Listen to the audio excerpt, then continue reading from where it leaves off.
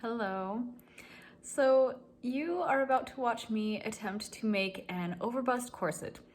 I have tried this once before with a degree of success, but it was not the best. I didn't use the right materials and my techniques weren't really the best, and so I'm going to try it right this time. I have the right materials and I'm going to use proper techniques, and hopefully it will turn out better than my kind of failed attempt. I want this to be able to last because I'm hoping to wear it regularly, and so I really hope it turns out well. And first, the mock-ups, right? That's where we're supposed to start. So my material is in the mail on its way because it's 2020, so I have to wait for that. So in the meantime, I'm gonna make the pattern. So unlike last time, this time I am trying to draft my own pattern. And I've never done this before, and I'm just learning as I go. The internet has so much information on this technique, and they are all fairly different in many ways, as much as they are the same. And so I took information from a lot of different sources and kind of came up with my own thing that made sense to me. I took a lot of measurements. Then what I did was I pulled up a reference picture to get a general idea of what it should look like and how many panels I was going to do. Then with that basic shape, I then filled in the measurements to accomplish those panels. First kind of sketched out in a lighter color and then worked to darker colors as I went along. I'm really hoping this technique works out, especially since I am kind of winging a little bit of it, but I have pretty good faith that it will. Okay, so after a lot of math, I have something of a pattern, and each of these lines have the measurements, and those should all be adding up to the total measurements that I took yesterday. Then when I felt confident with my shapes, I went ahead and cut them out. So on all of these pieces, I have cut an extra inch on both the top and the bottom, just to give myself some wiggle room, because I would rather have the ability to shorten it if needed than trying to make it longer and have to cut out a new piece. So I've given myself some room to shift around there once I turn it into a mock-up. And the pattern that I was using as a reference had I think it's called the grain line indicated, right? To line it up. I just guessed by looking at it. I made approximations of kind of imitating the pattern that I was looking at, and so they're probably not perfect, but I'm hoping they're good enough to work. All right, now I am making some templates for my panels with seam allowance so that I will have one without and one with to be able to trace onto the fabric. And all I do there is I put the panel down with some of my very official sewing weights, a bunch of Star Wars magnets that I have. Trace it out and then mark, where the waist and the bust line are, so that I can then connect them and have all those, so that when I trace out the 1/2 inch seam allowance, I can cut it out and have all that information there, and then I will be able to trace that onto my fabric. Something great has happened. I got my corset supplies in the mail, and I'm so happy. I love how they are. I've never handled coutil before, and I didn't really know what to expect. And I am so surprised at how thin it is. I was expecting it to be a lot heavier and thicker, and that was actually something I was worried about, because I do want to wear this regularly and I want it to be fairly stealth under my clothing, and I thought the thick fabric was gonna be pretty visible. So I'm so happy with how just thin this is. I was intending to do one layer of coutil, and then if I was gonna do another one, it was just gonna be a layer on the inside of maybe just some normal cotton, just to give it a lining, because I didn't want there to be too much bulk. But with how thin this is, maybe I'll do 2 layers of this and then do some boning, maybe in the boning channels and some sandwiched ones, because what my plan had been is doing 1 layer of this and then just putting the extra boning in with some twill tape. So that might still happen, but I might change my plan for now to maybe do a sandwich corset. We'll see. And then as far as the boning goes, for the first time, I'm going to be trying to use synthetic whalebone, or as this is labeled, the German plastic boning, which I think are the same thing. It was kind of hard to tell online from what I was reading, but I think they're about the same as the synthetic whale boning. So I might use this plastic boning through the whole corset, but just in case, I did buy 4 of the heavy straight steel boning in case I want to use them next to the ties in the back. And because I wasn't quite sure if I felt like this was gonna be strong enough for what I wanted. So I got those just in case. This is so exciting and encouraging to see my actual material. It got here before my mock-up stuff. And so I'm just gonna stare at it longingly until I can get my mock-up materials and get that done before I start working with this.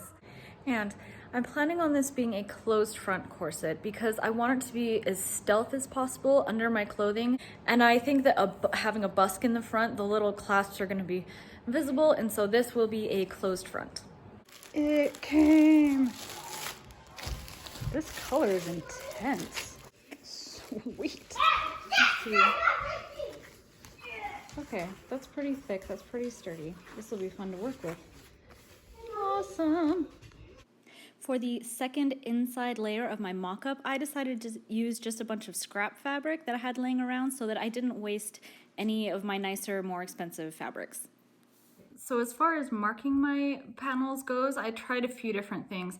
I used chalk for the very first time in my life with some success. I did it on all the panels and some worked and some didn't. And the red stuff, the chalk really didn't end up staying that well. It wasn't very noticeable. And so I did something that I like to do that I know is not advisable, but I did it anyway because it works. And that is by using marker, because it stays, I can see it always, and it's so much more precise. And the 2 ways I'm justifying this is because 1, you shouldn't see this. It's on the inside. Once you sew it, it shouldn't be visible. And the second being, this is a mock-up. So this is when you try things, right? And decide and figure out if they work or not. So I'm trying it. The chalk did work pretty good though on the black fabric. And so I think I am going to just stick with that on the black fabric and try and just go off of that. The polka dotted stuff that I decided to try and use, the chalk just was not staying, it was not visible. So I did a running stitch to mark it out, which I should have done a brighter color and not white because you can't really see it very well, but I did mark out, you know, where the waistline is and everything. And so hopefully that'll be the best way to go for that one. So those are the different methods that I used, and hopefully each one of them will work with those different colors and patterns. First I sewed all the panels into groups of 2, then into groups of 4, and then all together. I discovered that using thread contrasting the color of the fabric actually makes it way easier to see and is way better. I might look into doing that for my real thing. So after putting all the panels together, I realized I'm not quite sure some of them might be the right size or the right shape. So before I went and cut out new panels out of my canvas to make this a double layered corset, I wanted to throw some boning into this mock-up just to hold it up to myself to see how it would fit. And then my husband helped me with this part of holding it up against my body and closing the back real tight so I could get a feel for how it fit. And there were a couple things that I realized I needed to adjust, and so I will go ahead and make those before cutting out the pattern on my canvas. Believe it or not, I picked out this bright blue fabric on purpose just because I had been using so much tan fabric that I wanted to try something fun. For the pattern pieces, it might seem like a lot to cut one with seam allowance and one without, but when you think about it, I am using each of these 4 times for this corset, and so in the long run, it saves me a lot of time. Now I have this all done. So I have all the channels in and all of the stitching is in place so that I should now be able to put in the red lining. I've never done this before, and something that I had been visualizing is that there would be boning channel lines on each side of the seams, but right now there's only 1.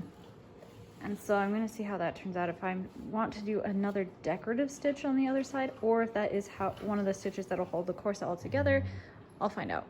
When I ironed the seam allowances, I pushed them all to go one direction on each of the layers, thinking that they would be on opposite sides of each seam, not thinking about how once they are back to back, they are going to be going the same direction, because I wanted them to be going opposite directions, of course. Okay, so I actually just made some pretty big decisions of things that I'm going to change from what I did for my mock-up and what I'm going to do for my real one.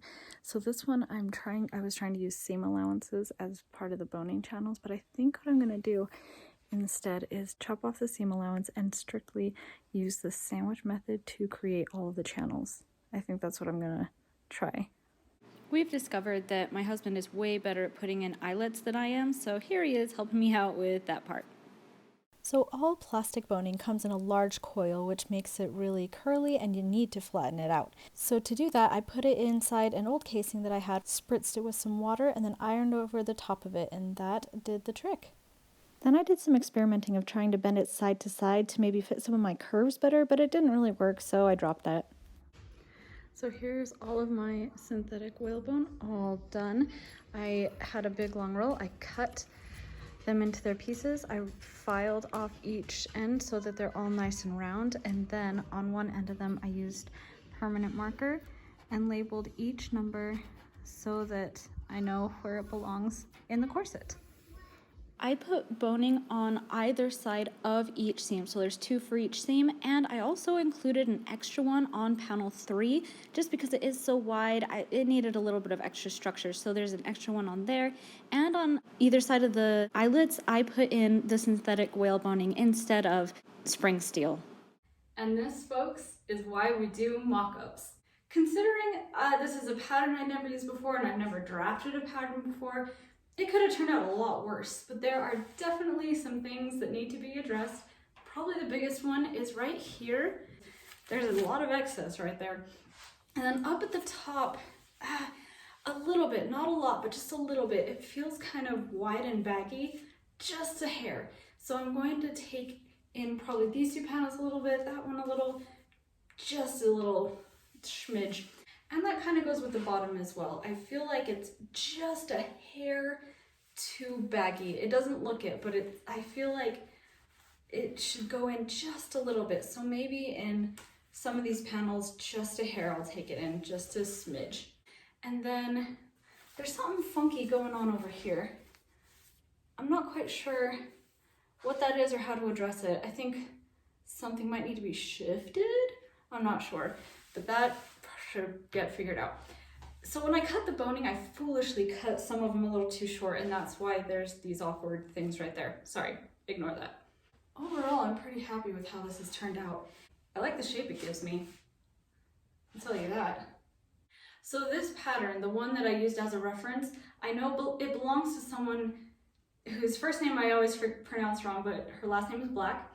And I know that Miss Black uses spiral steel boning, and so these extreme curves were meant to have spiral steel in them, I'm pretty sure.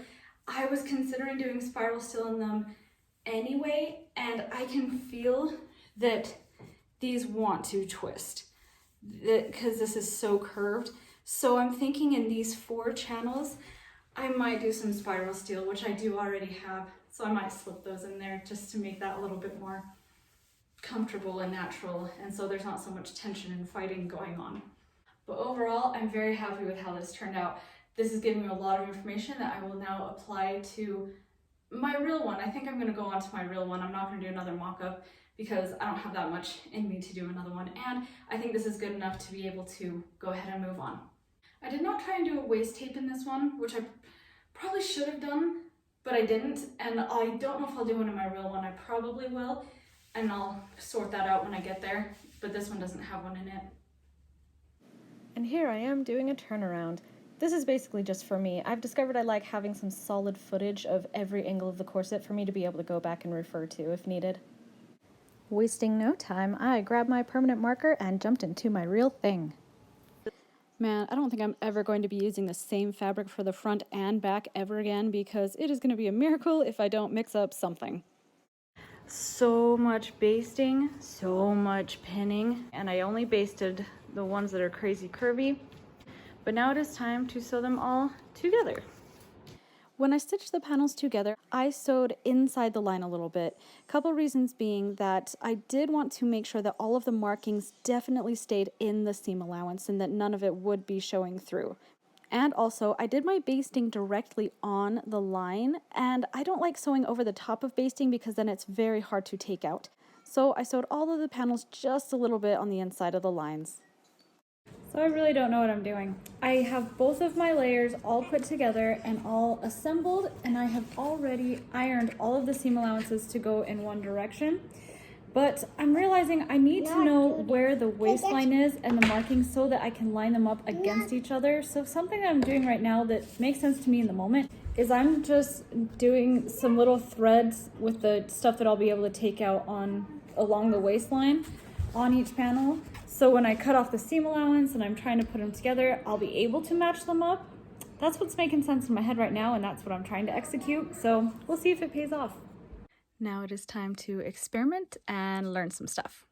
So I had an idea of maybe doing some sort of decorative stitch since the material isn't all that interesting. And one of the ideas I thought I had was to do the two bones doing something in the middle. And I did some experiments. I think I like that one. And then if I decided not to do one in the middle and the bones be directly next to each other, I would do one on the outside. Anyway, this was me doing some playing around. We'll see if I end up doing any of it. All right, let me walk you through what is one of the biggest differences between my mock-up and this one, which is how I'm doing the channels. So with the seam allowances, I ironed them going opposite ways, and then I chopped them all off. And then I'm going to stitch them together, which I've already started doing. These two are already stitched together. And then I am going to sew on either side to make the channels. So hopefully by taking all of that seam allowance out, it will reduce bulk. I was planning on doing a waist tape in this, and I don't know if I am anymore. Oh, and also, it is pretty easy for me to tell the front from the back because I made a mistake in cutting out some of my panels, and I cut them out too short. So I had to lengthen some of them. That is the inside. The outside looks good. And so I can tell the front from the back pretty easily.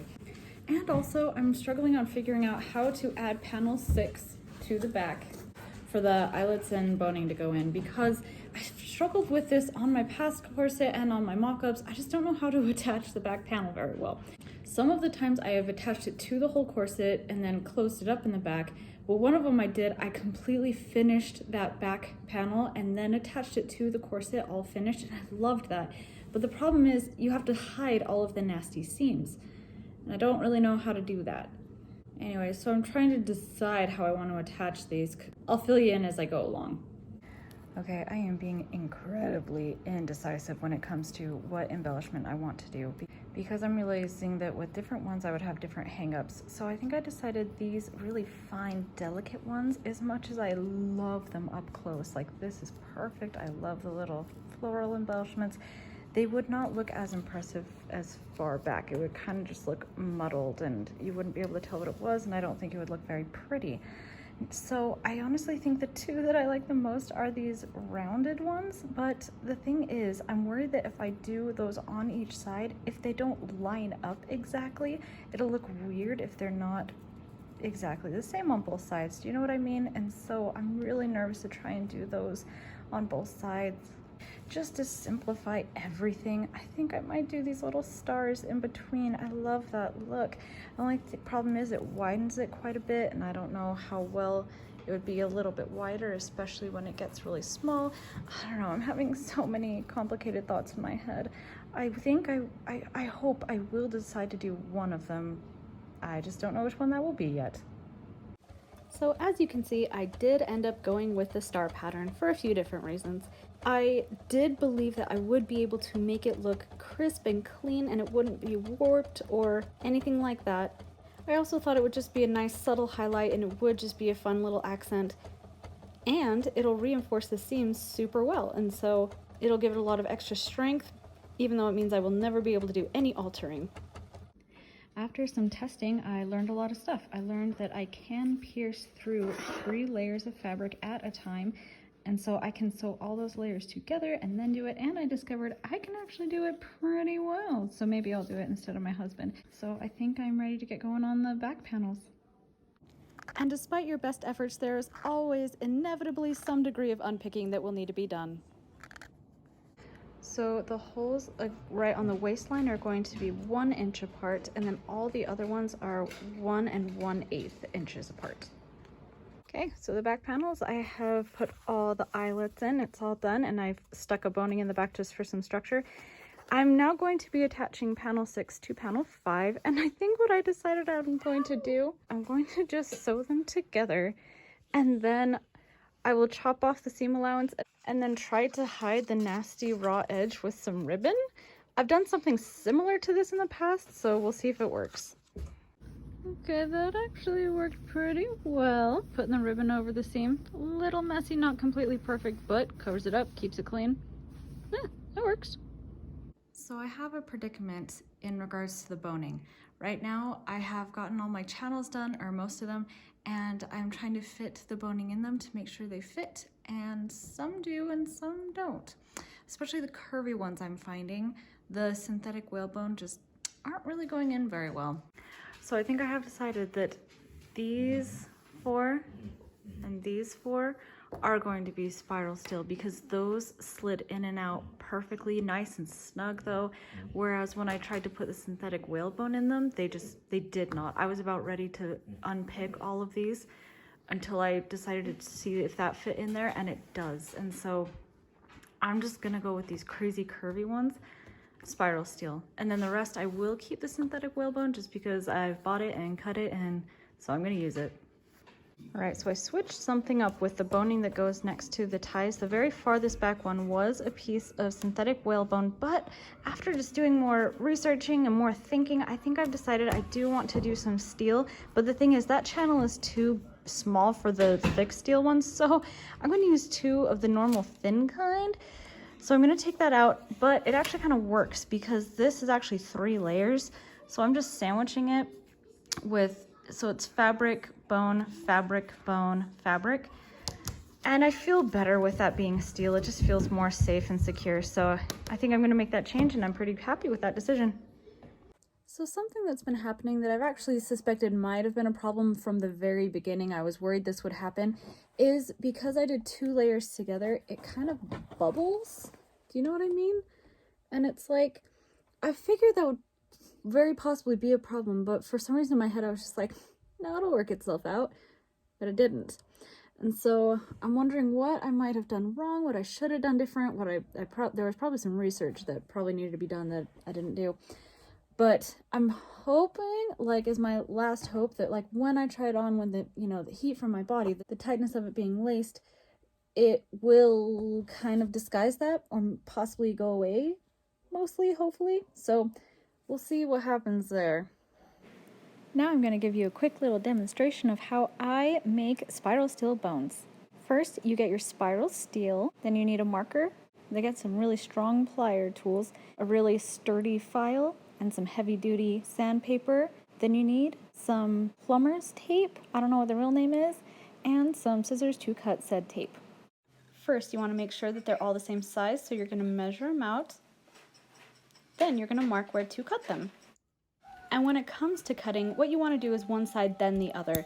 You don't want to try and cut all the way through because that's nearly impossible. So start with one side, then do the other, and it will just pop off by itself.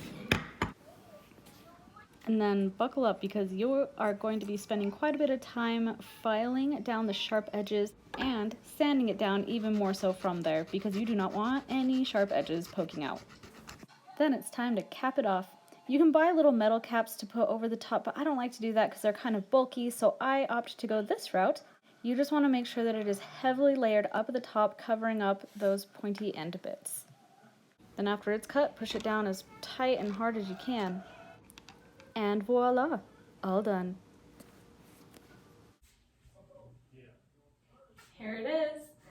So definitely not perfect, but pretty happy with it. There's, as I had mentioned, the bubbling effect. Like I'm not sure what I should have done different or what I could have done to avoid it. I'm sure there was just research I should have done that I didn't, that would have helped me prevent that, but oh well. These 8 bones right here being spiral steel feels so nice.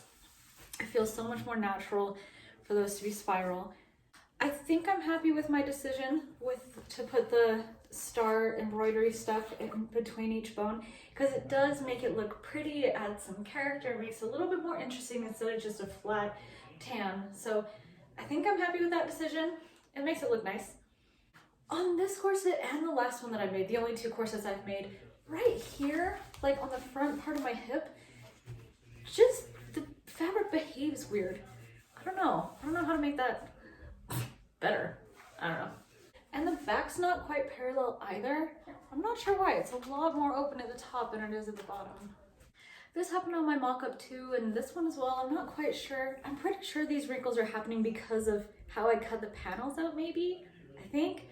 Not sure yet. I'm still a beginner corset maker, so I don't know stuff. I'm so glad that all the excess fabric that had been up here, I did take out enough, and I didn't take out too much. It looks nice. This one still is a little bit wrinkly, but nothing to fret over. I do like all of the plastic boning does make it feel lighter instead of having it be all the steel, which, you know, weighs it down. So I do like that. I took a risk in taking in a lot of this front stuff, and it actually worked pretty well. It still is pretty flat. It kind of still gives me the shape I want. I wish it was a little bit more tucked, but whatever, I don't mind. The length that I added onto it is necessary. I'm very glad I got that extra inch down there. Let's do a turnaround. I know this isn't very interesting to watch, but I like to preserve some solid footage of my turnarounds just so I can have clear footage to refer back to if needed. So I think now the main thing now is just to, you know, mark out exactly where I want it to be cut and trimmed for the final thing. Cut it, trim it, and bind it, I think. Applying binding has always been kind of tricky for me, but luckily this actually did go on pretty smoothly. The boning was all short enough that it didn't get in the way, and I think the color of the ribbon matches pretty well. Last but not least, the hand sewing to finish off the binding. So I didn't do any ironing or anything like that. I'm just simply rolling it over the edge with my thumb and then doing a whip stitch, which I've never done before, but it worked pretty well. And here it is, all done. It turned out pretty good. Definitely some things that could be different, could be better, but it's not bad for only doing one mock-up, using fabric I've never used before, drafting a pattern, different kind of boning. It's all right. So as far as the bubbling thing goes, I have a couple of thoughts on it. First off, I think a lot of it has to do with how it's actually sewn, how it goes through the machine and interacts with the feet and, you know, everything, and that kind of pushes it one way or another. Some things that I think I could have done different, with having done no research, by the way, but I think having the lining layer be a thinner material and then the outside one being a more sturdy material probably would have made a difference and made it a little bit better. And then there's also a technique that I've seen people do where instead of sewing the entire 2 panels and then sewing them together, they sew each individual panel together and then sew it all together. Maybe that would make a difference. I don't know. But those are some things that have come to mind that might have helped with the bubbling stuff. So there's some excess right here, unfortunately, on whatever panel this is. 3, 4. So that might have been fixed or come out if I had done a second mock-up, so that's kind of unfortunate, but whatever. This is Jenny from the future, looking back with some hindsight. I think one reason the waist might be acting a little weird and there's excess fabric is because I treated the waist area as a single point instead of an area. I think I should have treated it like 1 or 2 inches. The top here on between 1 and 2, a little bit of excess fabric, but nothing to cry over. I'm glad that the extra inch that I added onto the bottom really isn't too noticeable. It's not too janky, so I'm happy with that. The binding turned out really good. It came out nice and smooth. I really like that. The stars look nice. I mean, it makes it so there's no way I could do any alterations, but hey, whatever. Yeah, I'm pretty happy with it. It feels good on me, so that's a good thing. If I'm able to wear it in life, I feel like it's pretty flexible, it's pretty comfortable. I'm glad I took in from what I did on the top because it still is slightly big, which I guess is a good thing. You'd rather have that than too little, and I don't think it'll show under clothing, so I think that's okay. The bottom did get a little tight. Nothing unmanageable, nothing uncomfortable, but that's definitely snug. So a mistake that I had made on the last one that I made, my first one, was that all the bones were too long and too snug and were pressing up against the binding. So I'm so glad that I shortened them enough. I was scared I made them too small, but all of them are great, or I actually even had to shorten them more. So it's all great. I'm really glad. This one right here that I stuck into 3, that is some synthetic whalebone. I was worried that that was going to be fighting me and wanting to turn. It is a little bit, because when I've been sewing and stuff, it's been trying to twist in there, but with it on, it's actually not too bad. That probably could have been spiral steel as well, but it's working okay. I'm so glad these 8 are spiral though. These are a little bit short, and I love that, how it's not quite to the edge. I thought about doing some flossing, because I've never really done it before, and I thought it sounded fun, but I don't know if I will. I'm sad I didn't get a waist tape in, but I think it'll be okay, because I feel like the stars are doing so much reinforcing on the seams that it's gonna be pretty dang strong.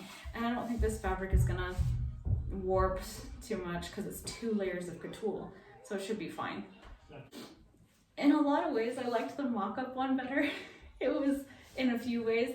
I think part of that had to do with the whole stronger layer on the outside, thinner on the inside maybe, but it did have some major flaws that I have fixed here, like that one and everything. So anyway, all done. Thanks for watching, and you have a great day. Bye.